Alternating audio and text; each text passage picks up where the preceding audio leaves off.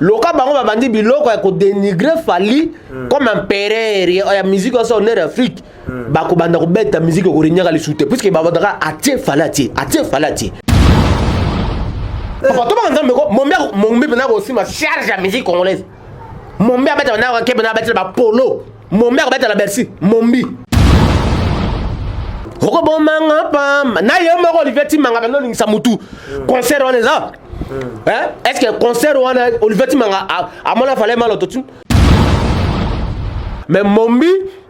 azana succès comme Fally l'équipe Mombi na succès ko banda awa ti ba Congo Mitolité misunga oyo ya Grace Mandela la pétrolière oyo bake eyena idéologie ya sika donc soki papa to mama avali kopela awa na kati bakini komitungisa te ya kotinaka mbongo na kini kaka soki obengi na numéro oyo oza mobimba dekoyo na kini akozwa soin de santé gratuitement na clinique misunga batieli bino wifi ya opele surtout ke bazali na internet au début donc soki ndeko na yo avali kopela olingi oyeba état de santé na ye okoki kobenga ye sale kukuma ozwa ata interférence na nzela mama boni santé nakomi bien soki ndeko na yo azwi occasion ya kozwa baswin na mitolité misunga yebake kuna na ntongo oza mobimba na petit déjeuner mpe na pokwa yebake badive ezali mpe na pointe po okolia okondima teke ozali na hôpital bazali na basale ya opération sans oublier test oculaire donc oza mobimba ke na mitole misunga ekosalaki misu na yo ezonga lokola na commencement na clinique misunga bazali mpe na dentiste minu ekozonga tumu pia misunga batretaka mpe katarak yebake okomona pepele ya mbetolo lokola kaka éclairage public ya New York misunga ta santé c'est ta vie alors la clinique misunga oyo ya Grace Mandela la pétrolière est kembe ezali ezate on va na grand soliste mboka na biso mais atika otiaki a certifié pour mon certification la bimi na Fally o moto to a disque donc certifié yo baka Mombi papa yo baba Mombi ta beti zonga mama na Fally mwana ya poto tala flotte ya kitoko oyo etie bakondition nyonso mpo na kopema na elenge nyonso yangoyo flotte hotel joli kabelo CPI cadre kitoko mpo na kopema awa soko ye oye kaka na bilamba na yo okokuta nyonso ezali tala bino moko bambetu ya nyekese cuisine na bachambre nyonso salon ya joli kitoko bongo kote ya batoilette enga ye awa ata mikate kwei okolia kitoko bazali na courant kitoko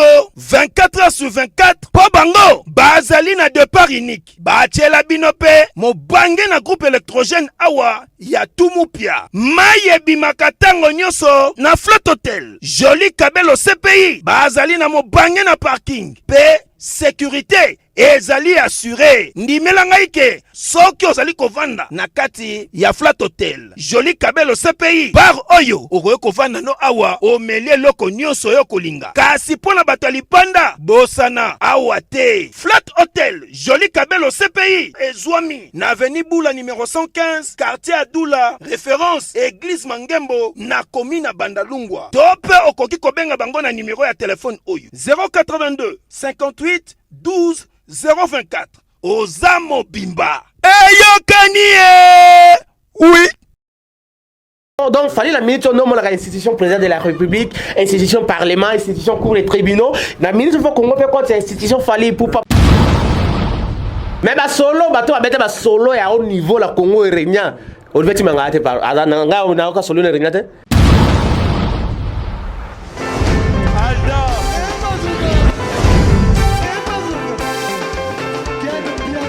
Personne m'a conduit, le monde est bien. Ailleurs,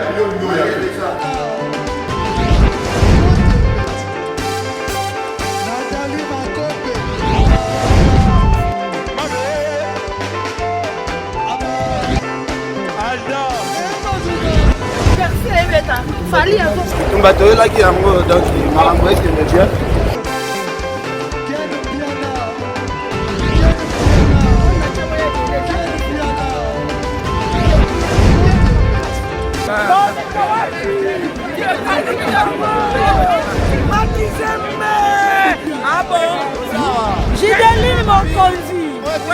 This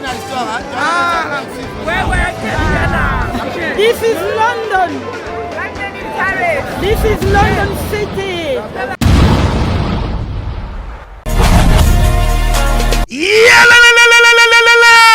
Changement de fréquence, changement d'adresse chez Djonga. Bolela kitro, oh, esika ya bino moko ezali te boyeba ke Djonga azuli bino solution. Azu esika ya ye moko akofandisa idéologie, esika oyo bakongole tout bakobanda koya kokutana na ndenge ya defuate. Chez Djonga de. Chez Djonga de, awa bokokuta biloko nyonso bolingaka ya kotumba. Lokola ntaba ya kitoko pe elengi, soso ya kotumba, ngulu ya kotumba, poaso ya kotumba. Esengeli koyeba ke chez Djonga de bafongolaka kobanda mokolo ya mardi ti dimanche. Awa nde sika ambiance ezali kolala, adresse eza kaka se moko. Chez Djonga de weekend boza deja ya kosepela po awa ambiance elalaka awa na ndenge ya defuate. Chaque vendredi bobanda kozwa Suzuki Luzubu 4x4 yende muta kosepelisa bino na ndenge ya kosakana te, oza kulia, oza komela, oza kopina. Pe chaque samedi ekobanda kozala nde CNN Alligator na ba artiste mosusu bakobanda kosepelisa bino na makinu ya defuate na bakunga ya kosakana te. Et puis chaque dimanche sombele suka ya bisanga nde bokozwa les grands chanteurs Emile alias de Mingongo yende muta konde ko palola awa boko sentir betue ba ou différence yena. Tala mone namira ya nani chez Djonga de. Oui, frère. Babi Djonga. Futur. Hein? Nous t'aurons la 50 boîtes. La Katakine, c'est Djonga. Soki olingo sala ba réservation obengi na ba numéro oyo pe bako servir yo joli kitoko. Chez Djonga de yango nde moboko ya ambiance na kati ya Paris. C'est naturel soit.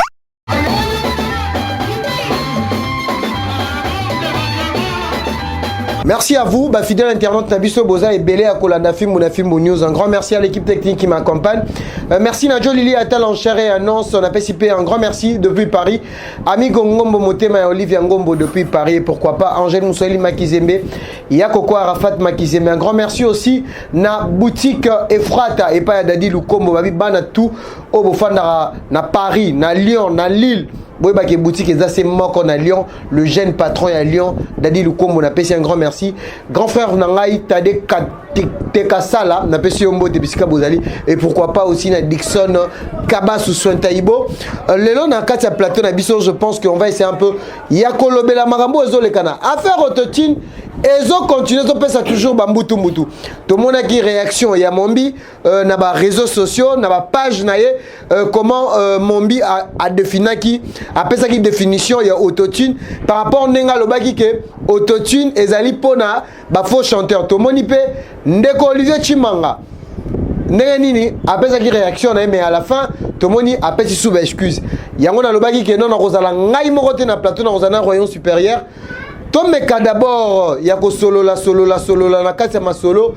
ndenge nini makambo yango ezali kokende. Je pense que Kolobela Lisusu Fally Ipupa, je pense que tout le monde à chaque semaine azozanga ba concert cette fois-ci azana showgirls na millionnaire to Kolobela ngo donc quand on vraiment l'artiste Fally Ipupa azo travaille arrache-pied donc je suis déjà avec Warion Supérieur Nakata Plateau Nabiso, Batbazola Nabiso partout dans le monde. Bonjour Warion. Oui, bonjour Peggy Titan, la France 24, et bonjour Naba Warion Touba, Nabiso à travers le monde. Sans oublier Venanga Koko Arafat Makizembe, Sir Angel Moussoili Makizembe, sans oublier mon vieux Marcel Mouchigo, Toshiro Petit, toujours branché, et José Nono depuis Montréal, dans restaurant Fusion. Dans salut Warion Touba, occasion Roland Nabiso à ce moment avec Peggy Titan, la France 24. Okay. Merci beaucoup, Super Warion. Tout le monde a définition va te belé parce que Google, tu as vu que Google est s'est raté. Tout le monde après intervention à Mombi, tout le monde d'abord affaire autotune jusque là, ça continue. Ils ont continué car tout le monde qui Fally Ipupa depuis à Bimisara Pronosa, ma solo autotune par rapport il y a instrument à musique, n'engé à Zorango, mais au botara ba polémique. Selon yo, Warion Supérieur, d'abord tout ça d'abord une étape il y a autotune. Na habité lo bimisi ba signification nango il y a autotune. D'abord yo ko nango mesure na yo ko zalani par rapport au autotune. Oui bon moni au cas où que non autotune les a toujours continue que t'as toujours débat discussion tout ça parce que pourquoi c'est parce que au moment il fallait avoir matière précise fallait avoir aigle un peu l'écolo donc au but que ça boza 1000 personnes donc on répétait toujours malobavé là nous on bat na second round quoi oh alobaki que warrior supérieur moni le loso que moni fallait le bil comme boka monter c'est parce que fallait avoir le kola moto moko boyaza au milliers à 1000 personnes c'est quoi ça l'écolo biloto bosa ni boto mo le colo botala donc Mambaroloba, moto tout azana sa koyoka. La raison pour laquelle tant fallait tangi combo ya autotune, lelo moni ki zo la ba dégâts moko verbal par rapport ya ba fanatique révolté puisque autotune d'abord ba tu vas comprendre autotune. Lorsqu'il fallait parler d'autotune, les gens contredisent que non, c'est pas un instrument, machin, tout ça. Mais il faut d'abord voir l'historique de l'autotune. Puisque l'autotune a aussi, de côté ancêtre de l'autotune, c'est-à-dire, à l'époque, déjà, à 1940, il y avait ce qu'on appelle Vonotex, hein, Vonotov, ou comme ça. Et à l'époque, déjà, ils allaient qui instrument mokoboé, babanaki ko collé tout auprès des cordes, pour qu'on ça son mokoboé, métallique, à nouveau, il y a musique, vous voyez, mais aujourd'hui, Vonotex, voilà, il y a un beau lelo au jour d'aujourd'hui, autotune, donc c'est quelque sorte, certes, il y a autotune. Déjà, tant que chanteur, autotune, ce sont des faux chanteurs, tout ça là, mais c'est incroyable, c'est incroyable. Autotune, les gens juste pour permettre moto un peu juste. Et lelo, je mets tout le monde au défi. Mais quand on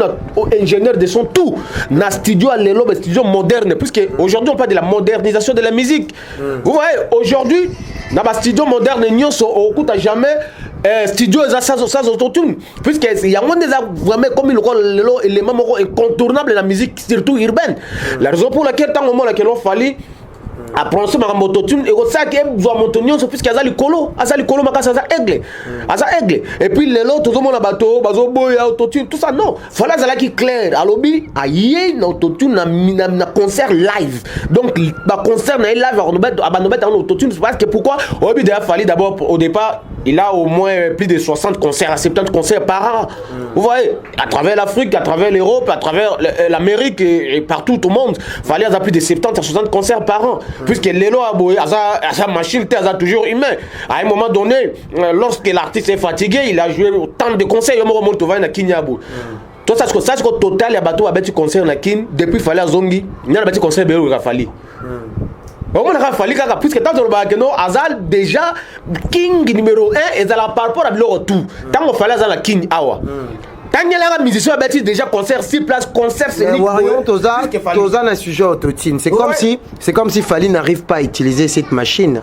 c'est logiciel nenge bat bazoloba parce que tout le monde est un concert il y a Romeo Golf juste là bateau yo balinga surtout balinga Fali te bazuka ba parti wana place Fali sans vraiment et magi bien c'est comme si rétro autotune tout le bagage Fali même si azolobela autotune mais il n'arrive pas à utiliser ça. Non, c'est ça, c'est-à-dire quoi, les gens ne comprennent pas, c'est tout. Parce qu'aujourd'hui, lorsque vous avez idée, il fallait à Nini, et au Kangalon un jour, tant que vous avez utilisé autotune dans un concert live, vous avez utilisé autotune. Donc, autotune, les attaques non fallait, non. C'est-à-dire que bêtiser, non, qu'il fallait, non. Fallait d'abord que l'artiste soit dans la technique vocale de haut niveau, il fallait à ça. Il y a un talaga ni na Tanzanie, Nikishi, na Kenya plutôt. Oh, Betaka, interpréter la musique, il y a Kenyan. Mon événement peut ça nini na Coca-Cola au mon événement et l'euro salaga donc c'est-à-dire que fallait le lot à Michel Moko qui il y a une note vocale simple note vocale au comparé fallait la monter vous voyez puisque à l'époque déjà fallait ba succès yo mogoza lo bagoza kameleyo yo vocal fallait ça là est-ce que à l'époque là fallait azara de la vision autotune non fallait azara artiste moko boya banda la ezo ma la quartier là tout ça maintenant les autres non fallait autotune fallait utiliser non autotune c'est quoi d'abord pour l'utilisation au moment de live c'est-à-dire tout a été programmé par la machine c'est-à-dire les gens va que non fallait ma migra derrière après migra derrière licolo après licolo madani après madani par exemple suite live après suite live te mec armata de belles mélodies de belles chansons tant va programmer et puis et là qu'on sali que les autres tout le monde là que escroser pépé technique et ça dit à falite et ça dit à ce fait que les gens maintenant qu'on sent ba champ vous voyez les gens maintenant qu'on sent ba champ on sent public on sent ba champ parce que moi il fallait ça à tube donc ba tube ça la succès commercial voire aussi populaire donc au moment où fallait avant dans le concert à habiter on souiller à préparer que nous Robert on sous migra des rêves à ce que public 5e madani après on soit Robert on surtout à mort à ce que public 5e 8e merveille donc ba transition il y a ingénieur pour que à ça la transition à Kolongola nini corde d'autotune pour adapter à un chant au public 5 peut-être on ça la raté les ratés là n'est pas dit à l'artiste Fally Ipupa vous voyez parce que Fally Ipupa lui il chante normal mais l'autotune comme ça pareil ils ont corrigé mon toninga zo ma poye ma un peu juste mais le but est que des arts où on est outil na voix ya Fally non ouais des arts outil na voix Fally te yomo mona Fally beta biloko olanda Fally beta ka acoustique mo la na univers télévision besoin ko ba mission tout baleka na acoustique na univers télévision comparer ce ko acoustique que Fally beta univers télévision na acoustique oh ba mission so beta au moins la monto beta lo malonga on senti que Fally les artistes mo avec talent extraordinaire le lo abo tant monto ba ke autotune bêtiser la concert non que Fally bêtiser autotune ya moko ibomi mokolo la ngone na zoka ba tumusu bazolo ba ce sont des bêtes, ce sont des ignobles vermines, puisque aujourd'hui, Fally Moto Elibino appareil Oyo, et ça qui au départ logiciel, aujourd'hui comme instrument de la musique. C'est par là aussi, je voulais te demander une question. Parce que la différence c'est ça entre logiciel et instrument musique. Parce que selon définition, on est tous au les réseaux sociaux, on a Google, Fally a parlé de l'instrument de la musique. Tout ça, on a dit ça logiciel. Parce qu'on a mis tout adapté procédure ni. Papa, bateau bazol ba question instrument d'abord il faut ba quand on a la définition instrument. Puisque le temps on bon instrument et là on ni qu'est-ce qu'est instrument? Instrument d'abord c'est quoi? Puisque pour comprendre effectivement que ce sont des gens peut-être ce sont tout simplement des fanatiques révoltés bazo comprendre le ba lo baté puisque bateau ba ne ba la biso ba beta ka instrument. Mon instrument appareil nyoso oyo ils ont permettre moto produire son les instruments même yo pegi titan ngai instrument yo instruments puisque yo produit son vous comprenez l'instrument ce n'est pas seulement qu'ils ont leur mot spécifique qu'ils ont créé nini par exemple nini musique non vous voyez instrument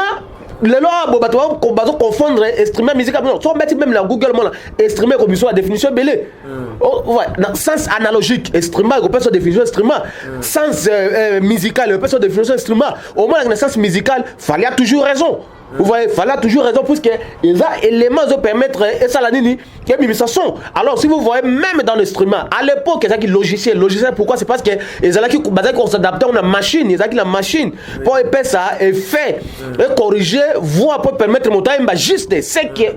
un juste dans sens ni un juste na ndenge studio ngape place on a comprendre té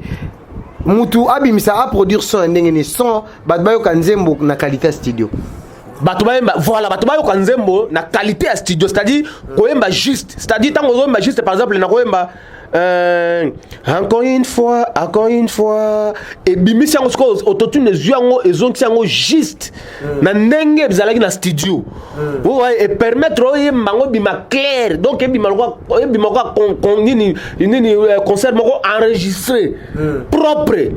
clair ya mo me ba burba ba star belé ba France wala bango ba beta mingi ba concert na bango so landia ngo boki ba tiango bo mo comme si concert moko ba traiter ngo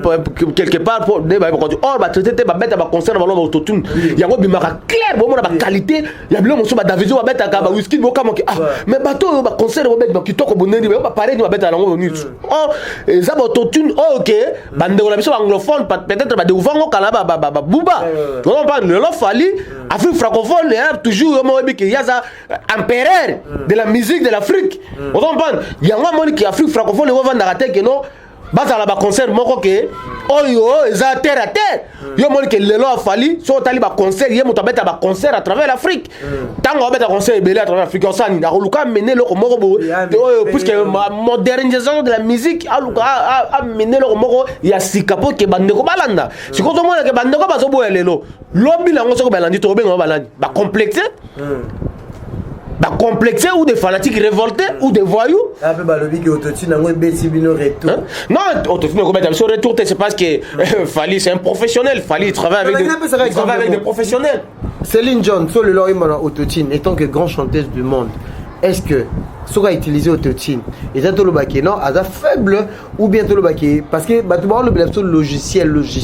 n'empêche qu'exemple il y a bah grand chanteur et belé to yebi bah pitbull to mona bah ça les la hango bah te belé bah ça bah utilisateur nango est-ce que le bateau to benga bah grand so bazo salé lango to benga bah ok non tout le baquet que bah luka moi faveur mo parce que autotune parce que n'engue na la définition nango et ça il fait mo ozo lamba kaka voix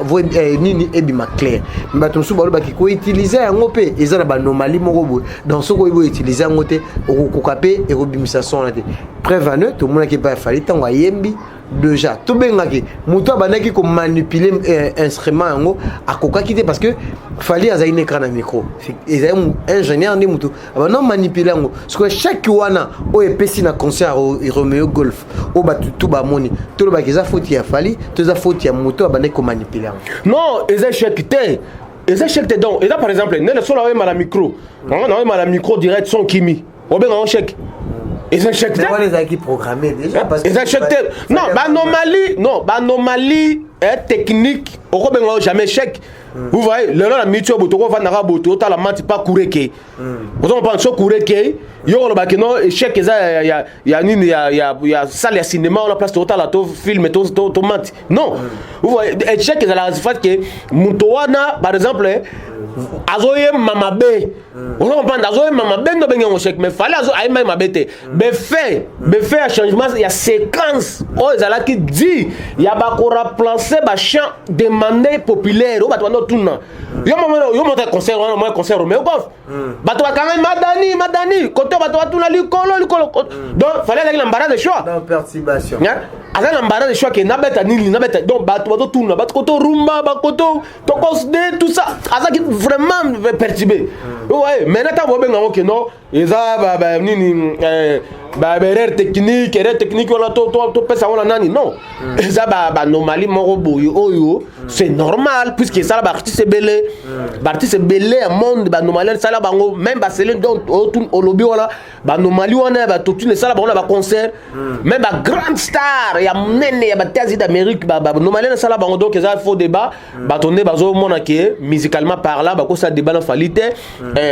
vêtements ba tendance attitude tout ça yo moni on a 100 kilos salati il a fait de 4800 €. On comprend calculons qu'on a dollars donc Fally le lo a bossi tous les plats au quoi il y a des bala était on se faut monter dire mais la ba autotune tout ça le lo ba mona boy on ka ba to ba dire mais la ba biloko ki ba ko ça bo musique ba ko Fally te yango ba to ba ko na punition moko empereur pesa bango bitumezaka la musique nde ba moni Fally nga beta musique non bon la musique moi je rumba moko bo ta moi 3 ans ba nous so bim sababu loka bango ba bandi biloko ya ko dénigrer Fally comme empereur ya musique ça on est Afrique ba ko banda ko beta musique ko rinyaka li soute puisque ba badaka atie Fally cabinet HD conseil soki ozali na eloko esengeli obongisa ekoma joli kitoko mpe ezwa valeur to mpe ozali na terrain ya kotonga eloko oyo olingi na ville province ya Kinshasa to na République démocratique du Congo oyebi te place nini okobanda mpe place nini okosukisa cabinet HD conseil oyo eye mpo na kopesa yo solution mpe kimia na baproblème tout oyo oza nango cabinet HD conseil yango nde ezali kogarantir respect ya contrat na professionnalisme pena suivi ya mosala oyo esengeli na ndenge ya deux fois te ozotuna nga soki bazali wapi adresse eza kaka se moko awa na Paris na mboka ya France na adresse oyo 33 rue Colonel Pierre Avia 750 15e arrondissement to pe okoki kobenga bango na numéro ya téléphone oyo +33 6 62 81 65 49 cabinet HD conseil ezali wana pona misala na yo pe pona kobungisa nyonso oya yo ezalaki ya kubeba oyoki omoni ondimi yango yo c'est naturel garde bandi na yo toujours. Vous comprenez? Donc aux ala on a toujours aux ala on nzoto na nzoto savoir faire na bango to comparer siko ke moto abeti rumba fala abeti rumba nani rumba ezo sala succès nani rumba ona e capter bato nani rumba ona ba chant rumba ona ba parole nini ya kitoko za rumba to bano sasa ko buka bongo na bango ndeko na ba to vanda na Afrique to banga nzambe to vanda na Afrique yo somo l'album moko boy ata to tanga ata ba to ta ba Michael Jackson tota monde atier la monde atier yo iloko pesa rabato motema pasi ya ngo to zonga siko bana to vanda na monde atier yo somo l'album moko ebimi bato ba sepela ba nzambo tout album osomo na ni tokos de mais tokos de tangela nzambo tokos de bato ba boya kango oyo ebi ngo tangela ngo esante bato ba yebi yebi banze motu bato ba madani ba yebi ba likolo ba yebi ba uche merveille ba yebi ba mo ba yebi ba nini nini abeti nana nini laisse-moi te abeti nana nini daju nani un coup abeti na pokora bato donc ba yebi nze motu ya tokos de voire même animation. Vous comprenez donc c'est pour vous dire que fallait les lois à beau temps à période yango moni biso to ndi matin que to va na place mo to moni moto mo boye o dénigrant période tala so meku ko dénigrant période to solo la makamba ba avis ya bato ba pesi parce que elo un peu na kamora depuis qu'a fallu pas le bas les warriors à l'attaque incompréhension totale to moni avis ka ya ndeko na biso mombi o bazara pe na problème te na fali poupa avika o apesi ya lobi ya on a tourné que mamba logiciel mombi a lobeli marambu ya logiciel a lobi te que no za pona ba faux chanteur je sais pas c'est leur définition ndenge to monaki nenga lobi a lobi eza pona ba fausse note hein, je sais pas n'invité ba chanteur ba bi ko yemba ouais o ba ebo yemba te mais na comprendre te ba waron directement ba attaquer na mombi est-ce que mon eza to le benga ngota sujet du jour actualité za mikolo mambo autotine peut-être yep journaliste a tourné qui est question par rapport au dossier il y a le bélian ok ils a logiciel et surtout et d'arabat mais quand ndeko mombi et wana kanenga zana je pense que na éviter ce qu'on a concerné moi quoi utiliser mode mais peut-être un cas appelé ça va former mais amoni ba warion directement à l'attaque ndeko mombi a beta peu featuring na artiste fali pour pas y pas grand artiste moko na biso à représenter à biso pe libana mais pourquoi ba warion pe ba ko ça fali pour pas na ba confusion totale peut-être ils a sujet du jour ils a actualité ou tout bazo discuter nango mambo autotine ce qui mombi a appelé à vie na imabe obi fali mombi so appelé à vie na imabe ma casse. Il y a ma casse. Pourquoi? C'est parce que tu as remarqué que l'ingratitude des alara fort côté bateau fallait y bango. Mombi bana bano vana Congo papa ba mombi. Papa to banga nzambe ko. Ma gremi awa. Azo gremi awa na ba mindele. Atiko azo gremi awa te. Mombi azala nominé deux fois la gremi awa. Azo gremi awa te. Azo te. Abeta na euro plus. Oboni mombi papa. Yoka histoire de Mombi bien. Moi Mombi c'est un artiste talentueux effectivement. Na félicité Mombi. Tant on a félicité Mombi Zela. Tant on a félicité Mombi a ça la musique. À ça l'école de la musique, c'est un musicien professionnel, école de la musique. Mais le temps à ça l'école de la musique na ya bimi Mombi a dans la succès hein. Abeta ba biloko asala ba featuring bela ba shaggy ba partout dans succès. Et puis premièrement na Kinshasa et Afrique même l'Europe azala succès. Mon succès les dans pays scandinave. On va comprendre succès les dans Suède ba Croatie ba tout ça ba pays où on a mikem ko wana. On va comprendre moi muke tant on ça la mon featuring na star moko ya Hollande star moko hollandaise a ça featuring na ko beta concert na Pays-Bas et peut-être que moi ba plaire moi ba côté wana pays pays scandinave ne place mon bien dans succès. Maintenant succès là beaucoup plus c'est qui peut côté ba latino côté ba latino abanda peut régner kuna par rapport à ba featuring à salaga na ba star moso ba italien tout ça ba ni mais ça qui toujours na succès. Vous voyez la raison pour laquelle ba nomination na azala nominé na ba Grammy Award comme compositeur et azala beaucoup plus parce que azo sala featuring na bato oyo bazala makambo mombi ba ngate mais tant mombi o beta zonga mama yo motala lengi o fallait taka akoti saka la zonga mama wala papa zonga mama zonga akoti sala lengi moko la zonga mama wala papa c'est quoi moto a aidé yo zo yake non mais yo ba pisika vie technique papa o moni fali critiquer tende ko wa yo ba attaquer na moni a komi que non ezalaki blague Bokimisi na Congo. biso bawario pourquoi tu comprenais non nous pour nous c'est toujours d'attaque on fallait mais non muto ko sa vie na liberté d'opinion fallait à institution fallait la minute aza empereur donc empereur aza likolo oko ya jamais meka ko toucher empereur te puisque biso déjà bon empire ya munene so yo dénigrer empereur qui a la fierté à musique papa tout à la place dans le pays dénigrer à vie muto ko mi à la place la biso bawario papa le labo cause bon zonga na makila congolais bon tout le monde zonga makila congolais ou makila africain moi na bo longo la siko fali pena que fallait azate la musique soit siko venir la musique congolaise papa to ba nzambe ko mon mère pena aussi ma charge la musique congolaise mon mère beta na ke pena beta ba polo mon mère beta la Bercy mon mère pena ba pena kora arena beta la kora arena papa to ba nzambe ko polo ba grand concert abeta ba grand concert abeta ba festival abeta ba festival abeta ba salle na ba Göteborg abeta la Suède na Göteborg abeta la Suède na ba Stockholm na ba salle suédois ba salle ba scandinave abeta ba festival amnene na reconnaître ngo mais mombi aza na succès te comme fallait l'équipe mombi na succès ko banda awati ba Congo ya osama moto ya te za pas dans la complexe papa succès na bien succès fallait ça en Europe o ba mombi mais pour une division wana bo tchaka entre mombi et fali ba ba yemba pe featuring ozo mata ke bino pe ba wario moi ma ya pi pe bon mais la rapper ma ya pi ana star moko jaloux pourquoi la bi bongo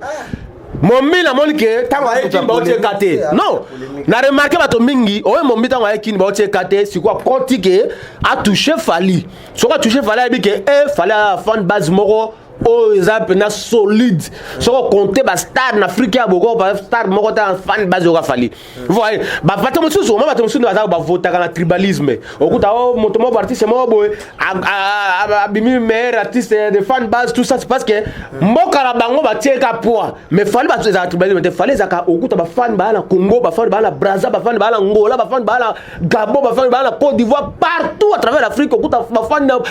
Afrique du Sud okuta fan na France partout Islande, Belgique, partout. Vous voyez, maintenant mon père m'a dit, na yo Congo na c'est impacté. Na quand l'hôpital a visité le retour impact ça tout ça. Na ça nini, mon tourné na ko touché aigle. On comprend tellement qu'il fallait commis déjà matière moko précieux, sauf que le aux arbres pierre ka continue donc na puis moko boya ya carrière, et on ko bimsa diamant. On comprend il fallait zongenga. So bimsi diamant, moto tout en le galanzela on la que non effectivement moto simbi diamant, to luka tout ça brut tout ça capare na yo moni fallait commis na valeur wana ba matière précise. On comprend il faut qu'on protéger moto boy puisque le lolo fallait ça la talague prix Nobel seul prix Nobel de la paix aux années na Congo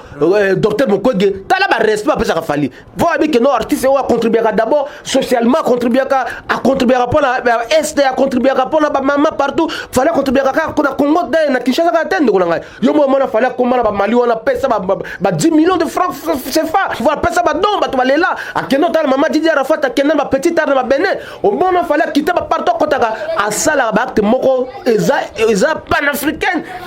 Vous comprenez que nos artistes aboye yo mombi au salaire le côté au roya biloba le ba force note tout ça na album mo fallait beta ba nzembo fallait longo to ba na ba droit chemin ba power ko ça le ka ba nini arsenal de belles mélodies to tito côté siko na nini na contrôle tout album fallait beta ba technique vocale za kati ba Olivia fallait beta ba suite live na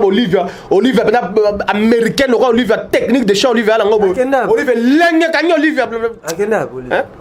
mais bango toi la ba succès la tala o moni biso lelo ndabu fali wala un jour mo ko zalate ndebo mo la ki Dieu ozaki o bi fallait ba ni le PIB de euro donc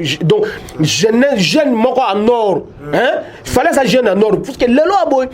ba mission to ba ça succès na peut exemple moko remarquez que mission tout fallait ça un succès mais ingratitude des alaka donc la mission c'est le abo fallait aider la tatanazi maman na chef fallait bon ça mais et pas ça c'est le makambo bilo mo na retomber fanatique révolté mombi ba pêcher makambo na maman yo maman a retomber fanatique révolté petit na biso wala mke wala jeune leader fallait pêcher makambo fanatique révolté ba to la to ba la fan fallait après ba révolté yango moni ba jeune ko ba dadu oh lelo mona ke fanatique numéro 1 aigle a respecter toujours vers la aigle ba dans bon terme et puis fallait apteka nani petit na dadu na place na ye on pas tala na star mon le ka mettre gims alors que tira na chapeau face à aigle bidon to la nanzela ya aigle merci grand frère na nengo la exception zela parce que ba monake fallait ça récite moko un exemple moko à suivre par rapport à récite et à travail musical. Il faut qu'on la nango. Ben là bo soki yo mombi oye oza la succès bato ba choka to go toucher en période que après pas nous afo est-ce que ka fallait bana ba concert lelo. Abanda ba concert fallait bando beta depuis ba fallait beta ba concert à danger na ba grand hôtel là bo hein na ba 2007. Abeta ba concert à danger na ba Bujumbura wana. Abeta ba concert à danger na ba Gabon. Est-ce que abeta na autotune pour le roi boye il y a le mombi autotune bon moli que sujet. Et puis comme ça ngala mbela nyopé soliste Olivier Chimanga pe apesa ka vina a confirmer kaka même maloba o mombi alobaki. Mais Olivier Chimanga a arrangeur de son soit PCM sous définition autotune il faut ndimela ndeko wario. Bon je suis désolé parce que Olivier Chimanga d'abord a eu une date oyo de création autotune mais va créer en auto. C'est ça le problème. Donc, premier défaut est 1997 n'est pas autotune et banda. Voilà, mais il y a le bac non, déjà le combat boxe Ali Foreman na Kinshasa c'est la autotune donc il a tapé de l'autre côté. Dans la émission à Salaki, on va pas taper de l'autre côté on a plus de deux. Le là oui, Olivier Chimanga c'est un professionnel de la musique, c'est un soliste de haut niveau. Mais le là il y a un professionnel certifié. Non, un certifié. Il va te falloir répondre il y a un professionnel certifié. Tenga la un professionnel certifié. Papa, mais ba solo bato abete ba solo ya haut niveau la Congo et Régna. Olivier Chimanga te par azanga on a solo ne Régna te. Otanga kwa solo ni. Pour oui effectivement beta solo mo makasi na pas Kinkester na solo mo beta papa pamba. Mais ba solo biso to ba la mboko ba japonais ba beta. Ba solo ka ba rigosta ba beta. Bato ba no le la ba musique ba beta la papa ba soliste papa ya nani pepe kale obi zumdulus. Oh le la guitare. Hein? Oh beta nzema mama na ngai kalavo bijono sharena sharia mutale la guitare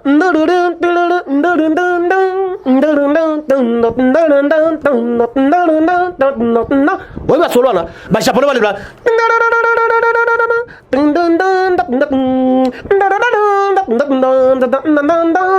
oh beta l'intervention rapide hein ba soliste comme aller makaba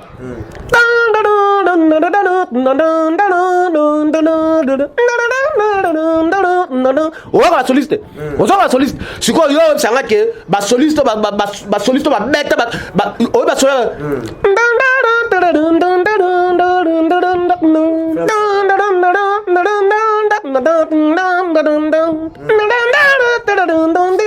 on va solo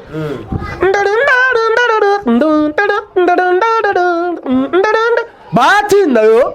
mutungu ba yo chiri mogata nani o chiri mogata o ba soliste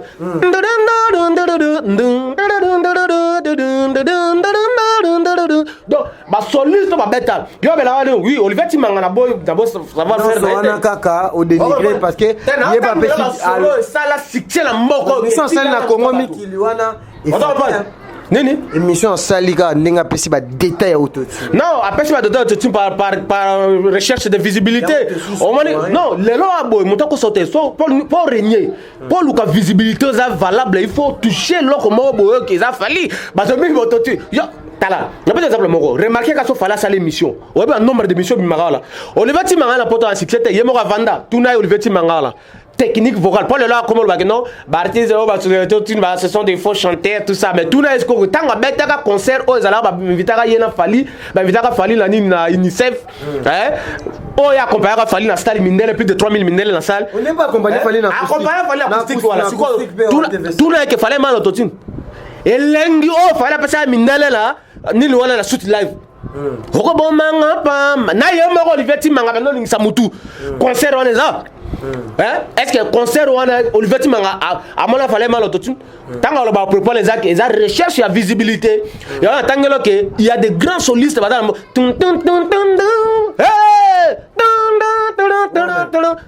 papa mais ba soliste ba le makaba beta bi côté hein ba soliste o bien soliste on la coupe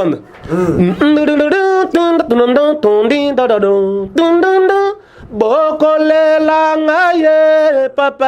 nzambo lani madilu c'était ma bête va kufa obina malade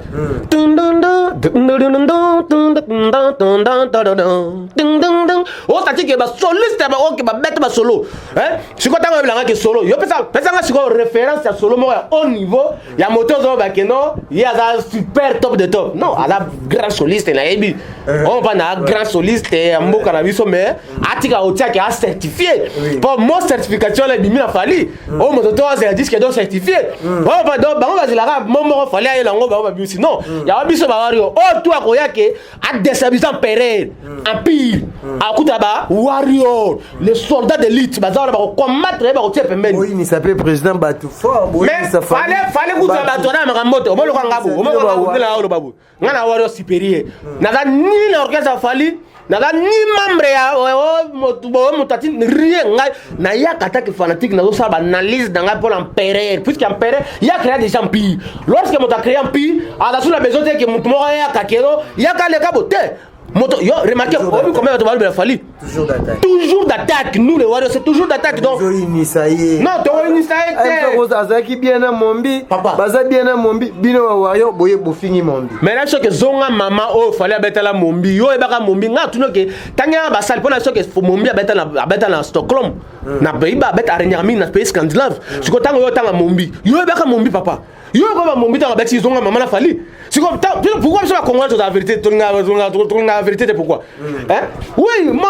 mombi azale musicien OK asala molaye na pays scandinave a bénéficier na école li à Suède a bénéficier l'école li à pays développé azoma kambo me ba fali o lelo ba fali ya bandalo fali banda pendage na ba bandal musique ti akiko ba na empereur est-ce que mombi na obeta musique na Congo pas comme empereur c'est ko fali o que abandi la musique yo que ba quartier la terre ba Kofi Quadra boy paquet ya empereur c'est ko biso ba warrior to protéger mon konzi ya boité puissance ya boza la valeur institution tango la nyo nani mission nani magic system à Salford ba que non fali la minute fali comme institution ngani lo bien côté moto artiste mon sous ça la preuve avec louable régularité exemplaire comme Salford a bien non fallait comme la dimension moko ya nini ya institution donc fallait la minute non la institution président de la République institution parlement institution cour et tribunaux la minute faut qu'on peut contre institution fallait pour pas puisque honneur na fierté ça la pour la jeunesse africaine et surtout jeunesse congolaise et ça extraordinaire. OK, merci beaucoup Super Royan, je pense que tu comme déjà Nasuka, n'a pas un grand merci la fondation Kayot Kabika maman sociale maman Stéphanie Kayot Kabika vraiment merci beaucoup pour Nengozo Sala kozo lutter contre le cancer il y a ça donc cancer il y a ma belle merci beaucoup Nayo pour dans ceux qui ça Makamba concert tout le monde déjà fallu pour pas presque chaque semaine à 11 ans à production cette fois-ci showgaze na millionnaire est-ce qu'il fallait pour baza sous na ba tourner parce que non comprendre te alir fallait azoké dango et zarara ke tellement azana nous a linga vraiment asi les savement temps vie na surtout na temps en musique parce que do monde il fallait soit azana Kinshasa na yamaki mutu mo bo ebisinga bi fallait azala gité tant fallait ayer c'est comme si mutazong si ba concert na ebité oui c'est une question de professionnalisme et de l'organisation aigle comme à toujours la valeur au monde qui aigle les lorsque monde va concert au monde il fallait exactement mboka ma concert au monde déjà adopter système là solde donc à tout moment concert tout fallait on doit mettre bato base la suite que non on billet lobby 2 jours avant donc pendant son billet une semaine avant puisque ça zeli que non 2 jours avant au coup d'ara ni guichet fermé donc il y a un monde qui même concert avec les millions ils a concert moko showcase moko ils a que non bato déjà je sais pas yo mo bi fallait banana gombe baza déjà toujours focus na fallait on peut lagi mosama na nini na golf on ba petit to que ya charwaman ba tuna ba ki wana plein au moins ba petit to ba pakola ba futa moko zanga hydroquinol mais botama na ba couleur na bango ya botama yango moni ke fallait ba concert eza biloko fallait ala calendrier moko zo bimawa papa d'abord obi Tanzanie ba préparer be frigi moko pena honneur ya fallait que ninga okita Tanzanie pour obi akena Tanzanie depuis bête même ba fitting na banana nani na diamond akena na noté donc concert fallait à la plus de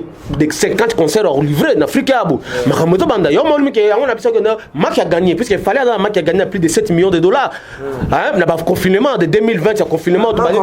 Mac a gagné c'est-à-dire que ndenge ba concert bête amateur ba confinement yemo ta perdre pour ba to musu ba bête na bangote c'est quoi tant ba bête à confinement bilo se pela que ah biso to bête à confinement pour vendre mais fallait azana ba règlement puisque c'est lui le roi des concerts vous voyez puisque comme aza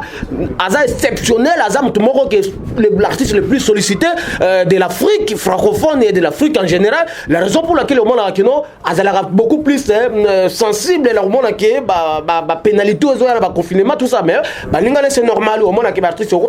taille le même total au monde qui par an fallait on soit 60 concerts par an mais moi, l'artiste, moi, Bokyo, Azola, Nela, c'est mon artiste, moi, moi, on a 3 concerts. Au moins, il y a de l'écart, mon cher ami. Il y a de l'écart. Ça crée aussi des problèmes. Mais oui, effectivement, puisque lorsqu'il y a un professionnel et locaux, il y a des différences entre un professionnel et locaux. Même les Ivoiriens savent que non. Pour nous, les Africains, nous sommes fiers de Fally Ipupa, puisqu'on ne peut pas faire. Puisqu'on a la concert, on a vu artiste en Boka Beta. Et ça là, pourquoi? C'est parce que tant qu'on a venu nous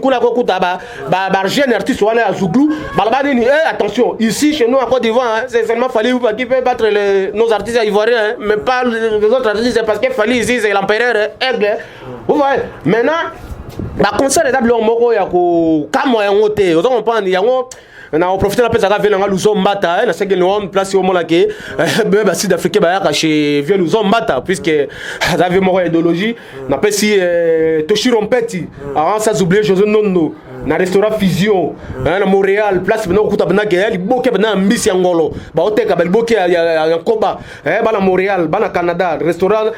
Fusion na Montréal wana donc qui place ça la makambo boke nona bo lia pena cuisine congolaise pena elenge ya goût. On lia on so kuta pena ba melo pena bo maki pena ya koba donc to la melo le kese pena zo lia na kwanga pena bingwele biso bangala pena bakanza kwa sans oublier mamimi warrior ya solo ya tango mbote place aux sous le kauka par Zouzou l'ami de King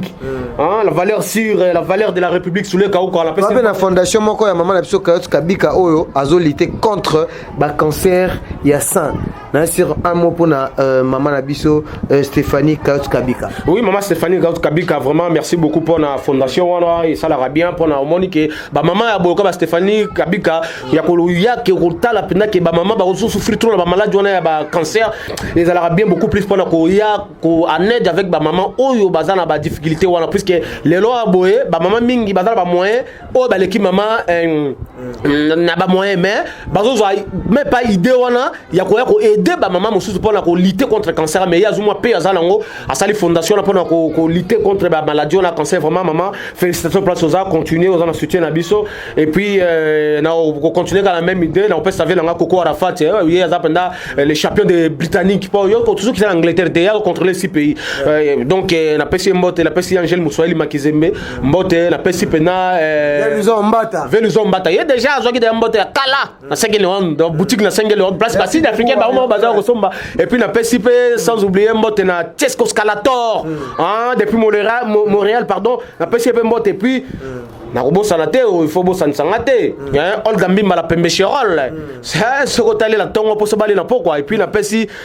Arnold Bilanga Makofi wala mena moto la biso wakati kwa na pesi mbote et puis na pesi ba wario nyoso to ba soutenir la wario supérieur ba mbote la bino place bozwami et puis sans oublier mbote soko la pesa nani yemoko le king Mobutu aigle empereur o azali kolo lelo soka bika ke toilette soka bimika bia ke toilette et ça débat aigle. Merci beaucoup Warrior supérieur vraiment Isaïe qui non ça péché whisky wishia les moteurs de triple de mer voilà ndoki diable na machine whisky wishia toujours d'attaque Shadrach Descared sans oublier les bébés de la presse ce qu'on t'a boyo qui goût on le voit nana nana mo beno télé Chicago les bébés de la presse donc la presse va tout monter équipe mon film la filmo toujours d'attaque quoi donc merci Super Warrior donc merci Nakade Tekasala je tiens à vous signaler que l'artiste Elris Matadien déjà a préparé Kalaming Tazo Boaka déjà Nzembo Yembeli Abedashour bateau nyonso bolingaka Elris Matadien bo s'abonner na page naie donc Wanezali gara actualité na biso otozo pesa Nzembo za je crois sacrifice je crois comme Nzembo yango wana trahison bien Nzembo donc je crois na kozwa vraiment moi précision un titre mais déjà natala ki déjà Nzembo za ayembeli yango Abedashour vraiment Nzembo mo ki toko Elris Matadien ayembeli le boss Abedashour parce que hier za la rawana pour na batutu na pesi un grand merci na boutique Efrata bana poto bana Suisse bana Londres bato tout boire à Lyon so oza a besoin osomba bilamba Elix qui n'est pas le jeune patron Dadi Lukombo kuna na boutique Efrata mode na Lyon osomba bilamba kitoko et pas yemoko le jeune millionnaire Dadi Lukombo. Un grand merci Yet Kadete Kasala Dixon Kabatsu Junior Chama papa na Just Naitan vous avez vraiment ébélé Joe Lili Atal en chéri annonce Clairbo Boula mignon garçon batutu bolingara pegi titan ba Warion nyo se na pesi bino un grand merci. On se retrouve à la prochaine vraiment na sepeli na super Warion ndenge to développer vraiment actualité na biso. On se retrouve à la prochaine. Bye.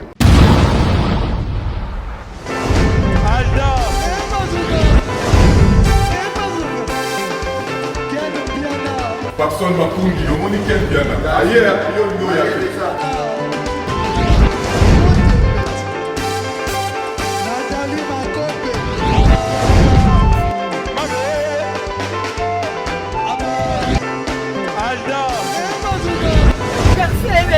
Fali avant. On va te là qui amoureux donc malambo est bien.